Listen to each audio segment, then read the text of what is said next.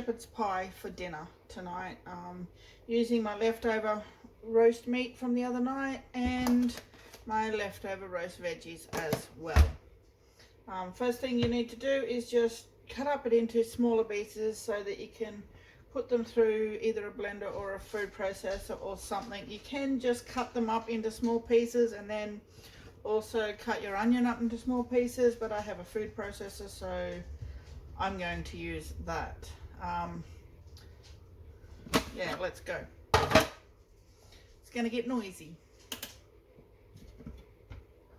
when I put the lid on.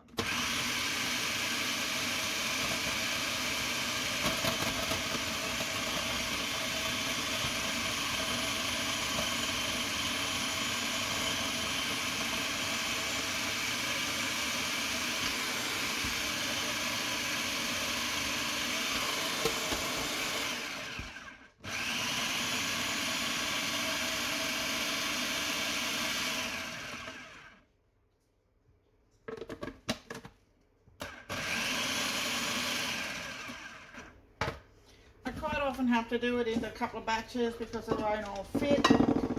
You don't need to do as much as I'm doing. I just had a huge roast and I didn't want it to go to waste, so I kept a little bit out for cold meat, and the rest of it will be going into this shepherd's pie.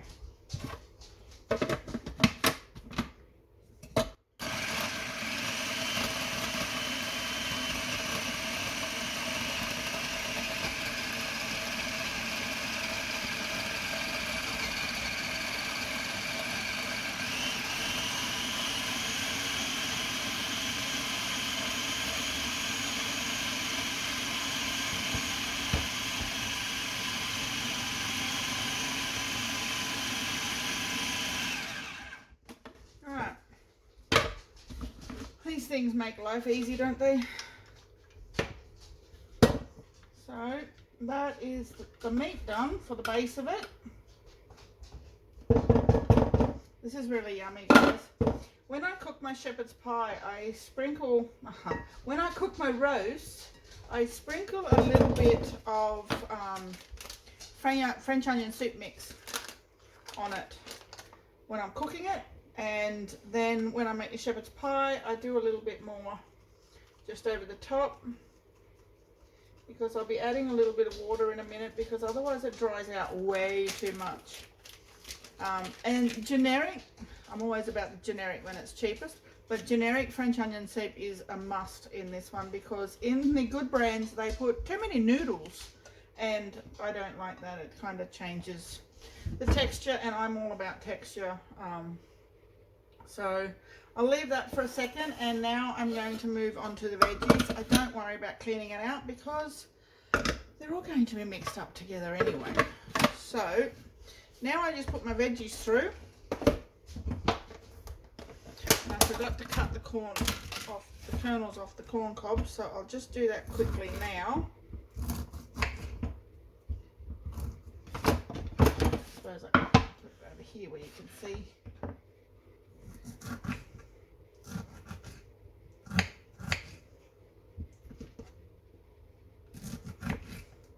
I always cook, when I do my roast, I always cook a little bit extra anyway, just simply like veggies, because we like shepherd's pie in this place, and it's a nice easy meal to do, and using up a lot of stuff. So here we go. Let's start blending these now.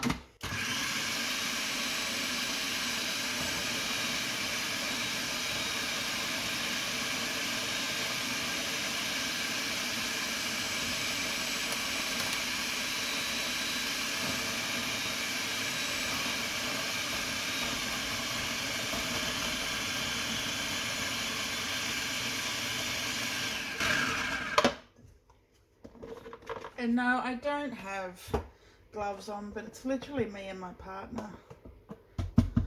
And sometimes my parents that eat this, so it's not going to kill us. I'm not doing it commercially.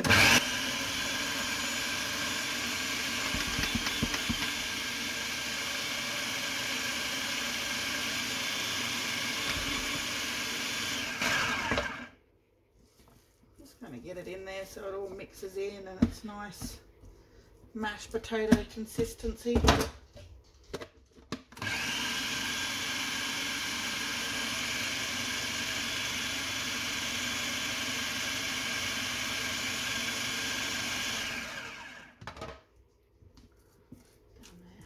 That's pretty good, actually. So remove all this mess out of the road. I've got a heck of a mess on my bench, but that's normal for me. So now we will just grab, which I should have had before, just a little bit of water, just to pour over it, just so it doesn't get dry, because it will if you don't put it in. And I don't like a little bit, I don't like a lot. I mean, I only put, I don't know whether you can see, it's come up to about there. You can see the moisture. That's plenty to keep everything moist, because the vegetables will seal the top of it in a bit. So, and you just put your veggies in on top. I mean, you can just cook potatoes to do it, and you can put mince on it and underneath and everything, but I think this makes the nicest shepherd's pie that you will ever taste. Just kind of spread your veggies out on top. Nice layer. Like so. And this dish used to have a lid, but no longer. But I still love it, and it is perfect for this.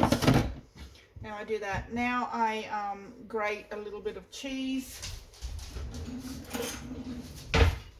My little grater. Isn't it cute?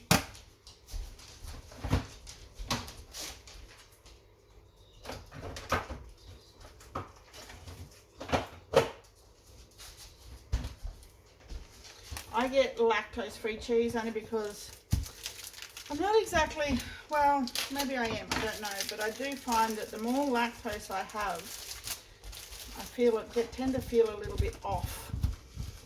So I just reduce the amount of lactose I have. I always have lactose milk if I have my coffee at night, and lactose-free cheese, and the same with the yogurt and whatnot.